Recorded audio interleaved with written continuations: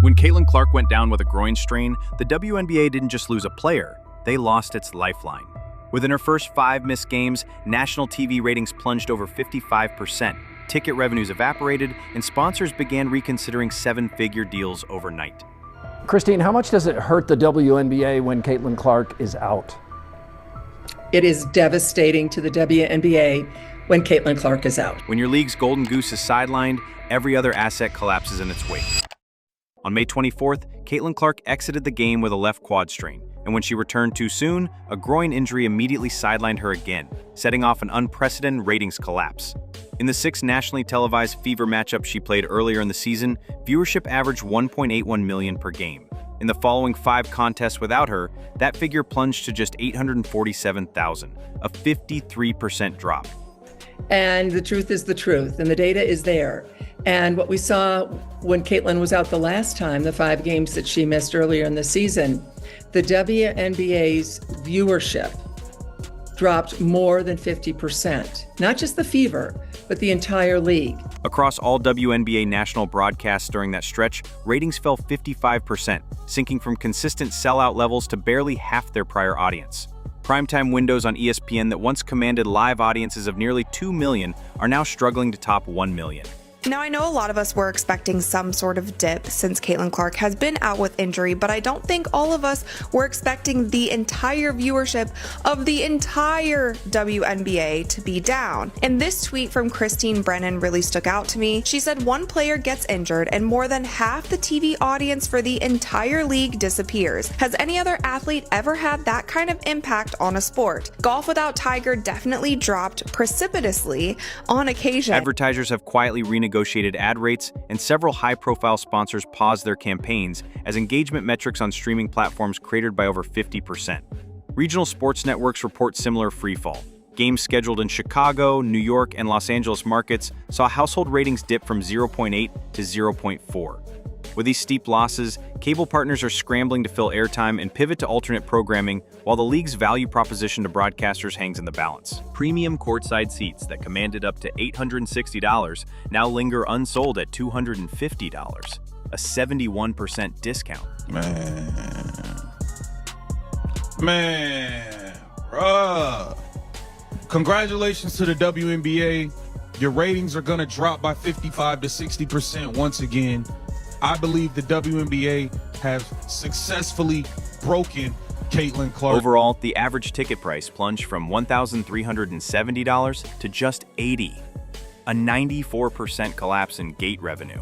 Total ticket income for the Fever's 5 Clarkless games fell from $9.85 million to $58 million, wiping out over $9 million in direct sales. Venue occupancy rates tumbled from consistent 98% capacity to just 47%, leaving vast swaths of empty seats and cutting ancillary income, concessions, parking, merchandise, by roughly 60%. I don't even know where to begin, man. I hope Caitlin Clark is okay. I want to know when this injury even happened, bro, because let's be serious here. She has the quad injury. Mind you, Caitlin Clark hadn't missed a game since she was like 19 years old, since she was like 18 in college or something. Now she has a groin injury. We've never seen Caitlin Clark play as bad as she played the last 3 games. Let's just be serious here.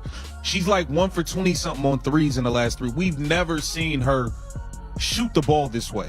Even marquee rematches like Chicago Sky versus Fever, which once packed arenas to 95% capacity and averaged 2.25 million TV viewers, can't muster more than 40% attendance without Clark's draw. Road games moved to larger venues in Los Angeles and Phoenix have seen similar declines. Occupancy rates dipped from 92% to 44%, and local sponsorship activations were canceled or downsized after half-season ticket holders requested refunds. The cascading effect paints a stark picture.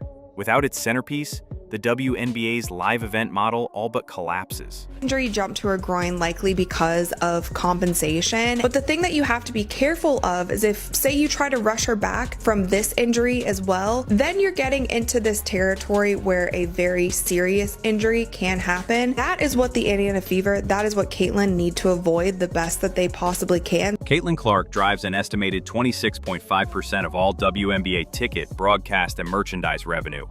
yet the league has failed to shield her from dangerous play. In the 2024 season, officials called 30 flagrant fouls across all teams. Clark was the recipient in 5 separate games, with 4 inflicted by the Chicago Sky. Despite clear video evidence of off-ball elbows and lower leg shoves designed to intimidate, league office reviews classified each incident as routine basketball play, issuing standard 1-game suspensions only after public outcry. No rapid response safety protocol was enacted, and no special player safety referee was assigned to Fever matchups. Broadcasters have openly questioned the league's stance. During nationally televised games, commentators repeatedly highlighted the lack of extra penalties, noting that ESPN's secondary monitor analyses showed Clark was up to twice as likely to draw hard contact without any supplemental discipline. Advertisers speaking off the record cited growing concern over brand association, with at least 3 top sponsors, including 2 apparel giants, requesting meetings to discuss enhanced player protection measures before renewing contracts. Internally, sources say the WNBA's competition committee debated mid-season rule adjustments to limit contact in key star player situations, but ultimately rejected them for fear of disrupting the game's flow. That decision came as household ratings were already under pressure, further undermining confidence among regional sports networks that had earmarked Clark-centric ad packages.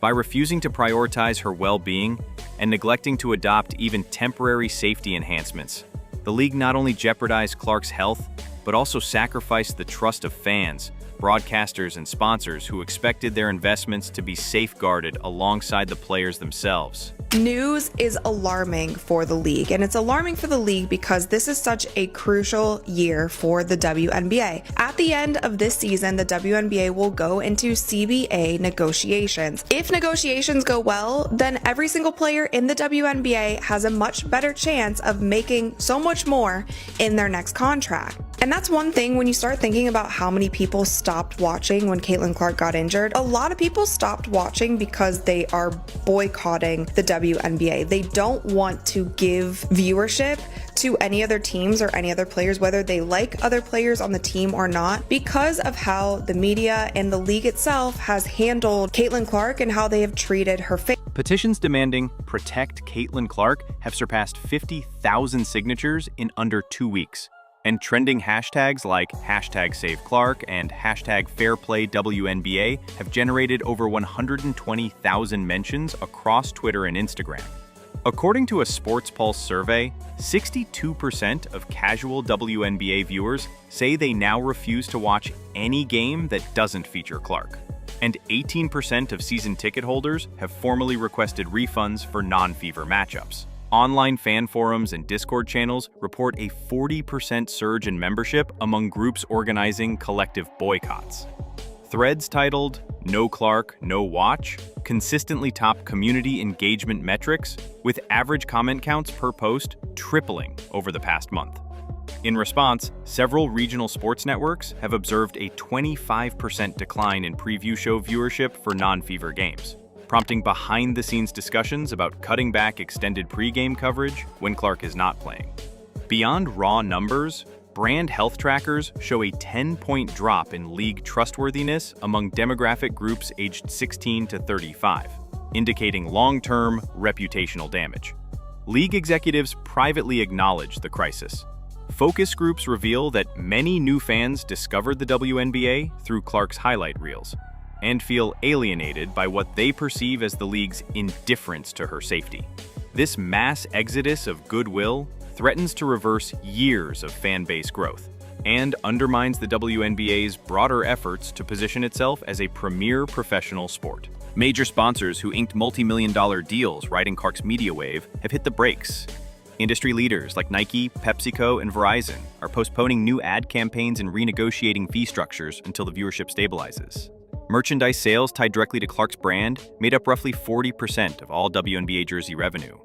Since her latest injury, that income stream has evaporated by 2/3, dragging total retail sales down from $12 million in May to under $4 million in June. Media rights partners are feeling the pain too. ESPN reportedly offered a 15% discount on its next renewal, citing a sudden $8 million shortfall in ad insertion revenues during Clarkless broadcasts. Streaming platforms contracted for WNBA Boost highlight packages have seen subscription churn spike by 22% in affected markets, erasing nearly $3 million in projected digital revenue for the quarter. On the live event front, lost ticket and concession revenues have compounded the hit. The Fever's home game P&L swung from a $2.5 million operating surplus to a $1.8 million deficit over 5 Clark-free dates, while league-wide ancillary income, parking, in-arena sponsorships, VIP experiences, has declined by an average of 58%. All told, what began as a forecasted $50 million loss this season has ballooned towards $75 million, with mounting costs from unsold inventory and refund requests.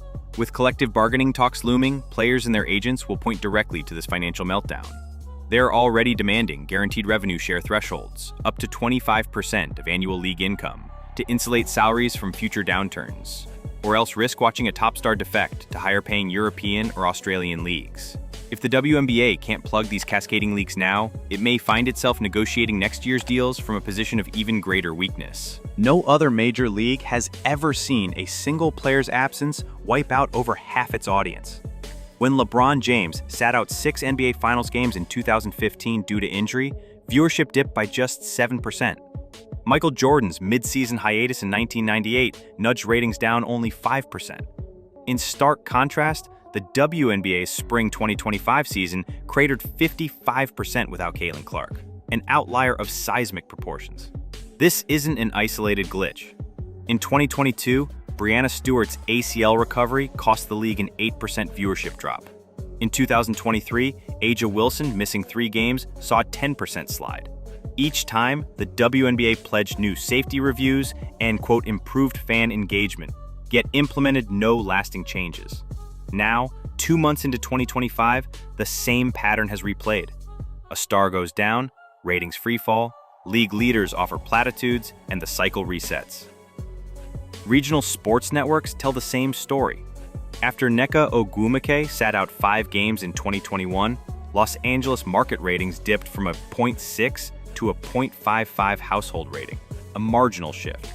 With Clark out, that market plunged from 0.9 to 0.4, shattering previous benchmarks. Insiders report the Clark's groin strain could have been avoided. Medical staff allegedly debated a conservative 3-week rest after her quad strain on May 24th versus the team's push for a quick turnaround. Had they opted for the longer recovery, she wouldn't have logged those extra on-court minutes that led to the compensation injury. Now, every additional week on the shelf chips away at roughly $1.2 million in combined TV and ticket revenue, an estimated $6 million drain for a 6-week hiatus. If Clark returns prematurely, the risk of a more severe, season-ending injury jumps from 12% to 28%, according to internal athletic training models, potentially costing the league another $20 million in lost sponsorship and broadcast fees. Conversely, enforcing a 3-week shutdown could stabilize viewership around $1 million per game upon her return, but would still leave a projected revenue gap of $3 million in that period. Caitlin Clark's absence isn't just a footnote. It's an atomic warning that the WNBA must choose professionalism over pandemonium. It needs rigorous safety protocols, transparent disciplinary measures, and a genuine commitment to its marquee players. Otherwise, ratings will keep tanking, sponsors will keep fleeing, and legitimate growth will remain a fleeting dream.